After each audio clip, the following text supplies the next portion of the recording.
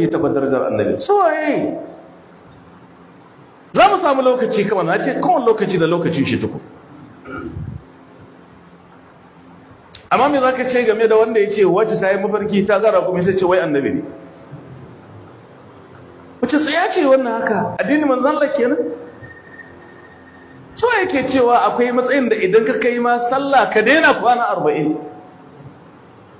shine addinin da musulmi to lokaci na zuwa da sai a fede biri har jalda ma an dade ana fedewa to amma shi wani lokaci zakara garin tone sai ya tono kan yanka shi to an zo lokacin watakil rike sunna so sahabbai ka dage in duk duniya ta juye baya fita harkar al-ibratu bil haqq la bil kafara man ta da wawaye to dama wawa bai wata mai kake tsammani kare yayi in ba haushi ba to so kake yi buda to